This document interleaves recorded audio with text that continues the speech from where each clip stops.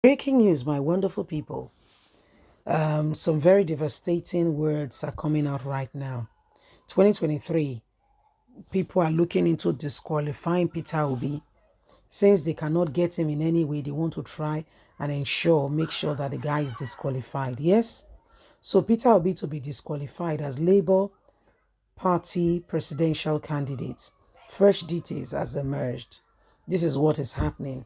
Some persons are trying to fuel and ensure that they get all kinds of evidences against Peter Obi to ensure that he does not, get into that position to contest for president.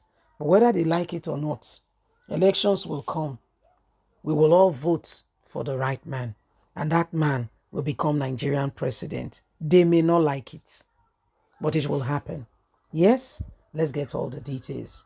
2023, Peter Obi to be disqualified as Labour Party presidential candidate. Fresh details emerge. An emerging report has it that Peter Obi may be disqualified as the presidential candidate of Labour Party. This was made known by Mr. Ifagbeyin, the fractional chairman of the party in Lagos State. Meanwhile, the national wing of the party has told supporters to be calm, that there is no such thing and he will not succeed. Peter Obi presidential candidacy under his Labour Party imprint is currently under threat following recent developments in the ongoing crisis in the party. A report by Punch newspaper confirmed that an ongoing battle over the leadership position of the party in Lagos chapter might affect Peter Obi eligibility as the party presidential candidate standard bearer. Late Nigeria gathered that the aggrieved person in the middle of the whole crisis is the fractional chairman and the governorship candidate of Lagos chapter of the party, Mr. Ifagbeyin.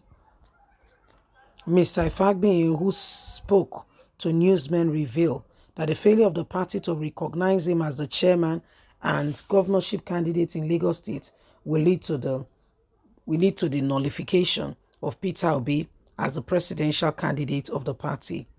The aggrieved Mr. Ifagbeyin made this known on Friday, September the 2nd, while stating that his ousters as claimed by the party did not follow constitutional procedures and the case still remained in court.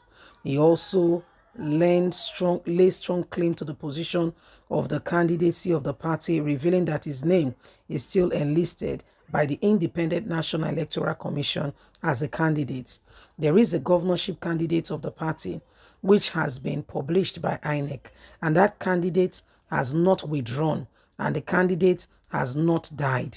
For instance, for someone to say that he is organizing a second primary election, that person is a political comedian. Some members of the national leadership has been compromised by many because whatever they are doing does not have any cerebral basis.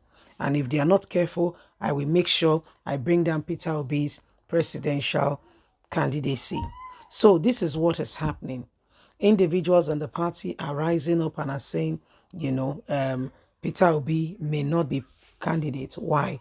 Because, this is a factional chairman who feels very strongly that, Peter Obi, okay, for him to be the candidate, they have to recognize him as the governorship candidate in Lagos State. Okay, he has to be recognized. And so if he's not recognized, then Peter Obi will not be recognized. Do you see where that is coming from? Well, my wonderful people, the time to arise, the time to reject, things that are not right going on in our society is now. Because some people are being paid. Yes, they are being paid by some other people to discredit Peter Obi. In fact, one Bauer said the other day that Peter Obi was wrong to have left money in his state while he finished as the governor of the state. Why did he use the state money to do investment and leave the money so that the money can continue to generate money and the state will not be in debt, just like as Nigeria is complaining now that there is no money. Okay, that there is no money. Can you imagine? He says so. Peter Obi was wrong.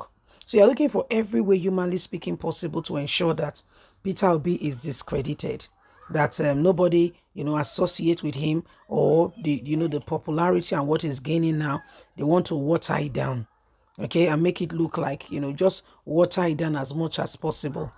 So this is what is happening. This is part of what is going on, and whether you like it or not, obedience. We must keep on. We must keep burning the torch. We can't go down on it. The light must keep burning. It must just keep burning. No retreat, no surrender until the deed is done. We must, you know what? Let me tell you something. Let me tell you what they're afraid of. If Peter Obi comes on board, yes, listen, guys, there will be a lot of. So whether you like it or not, okay, some people are looking for every way, humanly speaking, possible to ensure that Peter Obi is discredited. So they are going around.